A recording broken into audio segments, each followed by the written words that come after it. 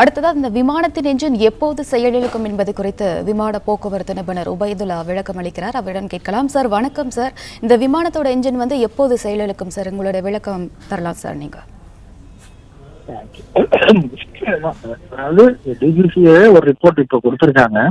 அதாவது suspected bird hit அப்படின்னு சொல்லிட்டு அது நடக்கிறதுக்கு வாய்ப்பு இருக்கு. ஏன்னா உங்களுக்கு விமான என்ஜினோட செயலிழப்போட ஹிஸ்டரி எடுத்தோம் அப்படின்னா ஒரு 90% பேட் ஹிட்டா தான் இருக்கும். பறவை விமான என்ஜின்ல மோதினதா தான் இருக்கும். இப்போ அவங்க டிஜிசிஏ கூட கொடுத்த அறிக்கையிலுமே பறவை மோதி இருக்கலாம், சஸ்பெக்டட் பேட் ஹிட், அதனால 2 என்ஜினும் ஃபெயிலியர் ஆயிருக்கலாம் அப்படின்னு தான் சொல்றாங்க. ஏன் அப்படின்னா அதாவது இந்த விமானம் டேக் ஆஃப் ஆகும். அதாவது டேக் ஆஃப் ஆகிற வரைக்கும் தான் அது ஏர் டிராஃபிக்கோட கண்ட்ரோல்ல இருக்கும். டேக் ஆஃப் ஆயிடுச்சு அப்படின்னா அவங்க அடுத்த ஏர்கிராஃப்டை பார்க்க ஆரம்பிச்சிருவாங்க ஏர் டிராஃபிக் கண்ட்ரோல்ல. பட் ஆஃப்டர் 3 மினிட்ஸ் கழிச்சுட்டு மேடு அப்படின்னு சொல்லிட்டு பைலட் கால் பண்ணதாதான் நமக்கு தகவல் கிடைச்சிருக்கு. ஸோ அவங்க ஏர் டிராஃபிக் அந்த காலை ரிசீவ் பண்ணி என்ன அப்படின்னு சொல்லிட்டு அவங்களுக்கு ரியாக்ட் பண்றதுக்குள்ள அந்த ஏர்கிராஃப்ட் விழுந்துடுது, கரும்புகை வெளில வருது, எரிஞ்சிடுது. நம்ம அதுக்கப்புறம் எல்லா அப்டேட்டும் நம்ம பார்த்துக்கிட்டு தான் இருக்கோம். ஸோ அவங்களுக்கு ரியாக்ட் பண்றதுக்கு டைம் இல்லை. யாருக்கு ஏடிசியும் ரியாக்ட் பண்ண டைம் இல்லை. அவங்களுக்கு பைலட்டுக்கு என்ன நடந்திருக்குன்றது தெரியறதுக்கும் வாய்ப்பு இல்லை தான். பட் எதுவா இருந்தாலுமே இப்போ நம்ம டிஜிசிஏவோட விசாரணை அறிக்கை முழுமையா வெளியே வந்ததுக்கு அப்புறம் தான் இவ்வளவு பெரிய துயர சம்பவம் உண்மையுமே எக்ஸ்பர்ட்டா என்னால டைஜஸ்ட் கூட பண்ணிக்க முடியல. இப்படிலாம் நடக்குமா? இப்போ சமீபத்துல கூட திருச்சியில ஒரு சார்ஜர் ஏர்கிராஃப்ட் டெக்னிக்கல் ஃபால்ட்டை சஸ்பெக்ட் பண்ணாங்க. அப்போ அவங்க என்ன ப்ராப்ளம் கண்டுபிடிக்க அவங்களுக்கு டைம் இருந்தது. அது நேரோ பாடி ஃபிளைட், அதுல ஃபியூவலை டெஸ்ட் பண்ண முடியாது. ஸோ ஃபிளைட் பண்ணி தான் ஃபியூவலை குறைக்க முடியும். திருச்சி ஏர்போர்ட்டோட லென்த் 8100 அடி தான். ஸோ அவங்களுக்கு அது முடிவு எடுக்கிறதுக்கான கால அவகாசம் நிறைய இருந்தது. இதுல இந்த பைலட்டுக்கோ கோ பைலட்டுக்கோ ஒரு பைலட்டுமே வெல் எக்ஸ்பீரியன்ஸ்டு பைலட்டு தான். அந்த 8000 ஹவர்ஸ் ஃபிளை பண்ணியிருந்திருக்காரு. ஸோ கண்டிப்பா ஒரு 1000 லேண்டிங்காவது பார்த்துருப்பாங்க, டேக் ஆஃபாவது பார்த்துருப்பாங்க. ஸோ அவரோட எக்ஸ்பீரியன்ஸ்லயும் அவரோட கால்குலேஷன்லயும் அதெல்லாம் மிஸ் ஆகிருக்கும். உண்மையிலுமே இது நம்ம கற்பனைக்கு அப்பாற்பட்ட, நம்மளால எதிர்பார்க்க முடியாத, ப்ரிடிக்டே பண்ண முடியாத ஒரு துயர சம்பவம் தான் இது. அது மட்டும் இல்லாம இது டேக் ஆஃப் ஆகிறப்பவே நடந்ததுனால விமான எரிபொருள் ஒரு மிகப்பெரிய இம்பாக்டை கிரியேட் பண்ணிருக்கு.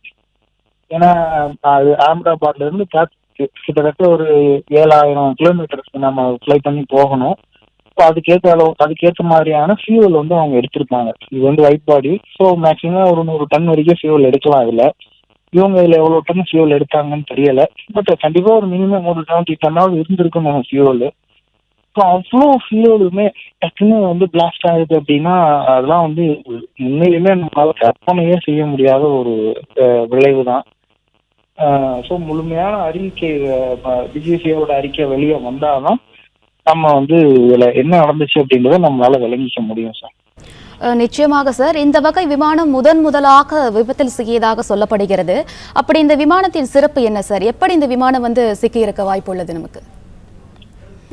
அதுதான். ஏன்னா இது அதாவது ஒரு விமானம், ஒரு கமர்ஷியல் விமானம் பயன்பாட்டுக்கு வருது அப்படின்னாவே பல கட்ட நம்மலாம் நீங்க அது நம்ம கேள்வியெல்லாம் பட்டிருக்கவே முடியாது. அது மாதிரியான பல தரப்பட்ட டெஸ்டுகள் எல்லாம் தாண்டி தான் அது வணிக பயன்பாட்டுக்கு வரும், கமர்ஷியலா வரும்.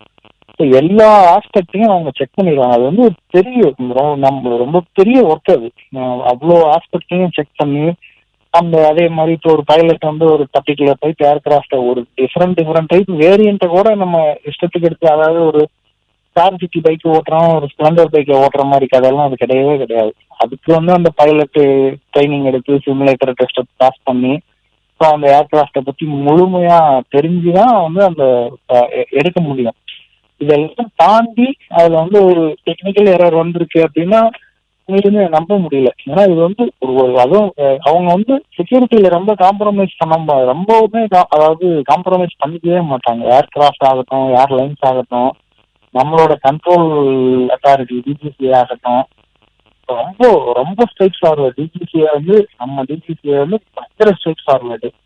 ஒரு சின்ன ஃபால்ட் அப்படின்னா கூட ஒத்துக்கவே மாட்டாங்க. ஏன்னா ஏற்கனவே இதே மாதிரி ட்ரீம் லைனர் ஏர்கிராஃப்ட்ல பேட்டரியில ஏதோ ஒரு ப்ராப்ளம் வந்ததுக்காக ஒட்டுமொத்த ஏர்கிராஃப்டையுமே அந்த மேனுஃபேக்சரர் வந்து திருப்பி அவங்களோட ஒர்க் ஷாப் எடுத்துட்டு போயிட்டு அந்த ப்ராப்ளத்தை சரி பண்ணி எல்லாத்தையும் திருப்பி ரீடெலிவரி பண்ணாங்க.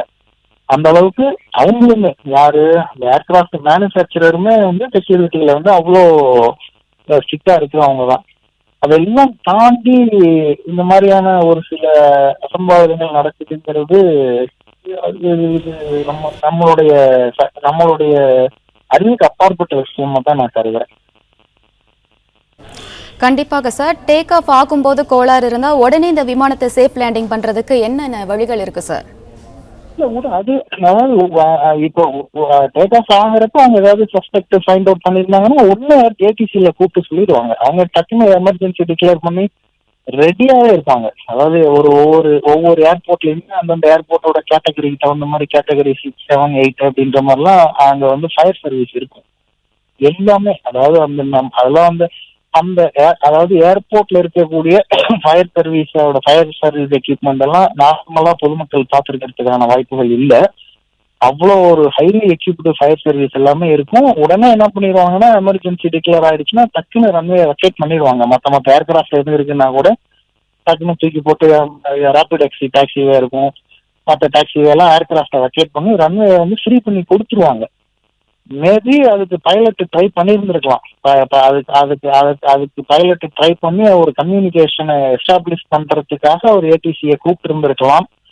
பட் அதுக்கான கால அவகாசங்கள் இல்லாம போயிடுச்சு. உடனே நம்ம பேசிட்டு இருக்கிற கேட்டுக்குள்ள எல்லாமே அங்க நடந்து முடிஞ்சிருச்சு போல.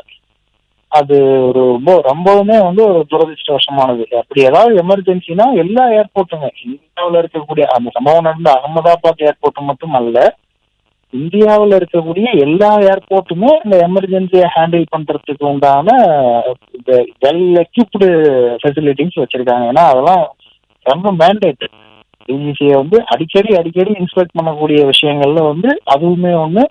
அதே மாதிரி ஒவ்வொரு ஏர்போர்ட்லயுமே வந்து உங்களுக்கு வந்து அந்த ஒத்திகை எல்லாம் பார்த்துருப்பாங்க, கேள்விப்பட்டிருப்பீங்க.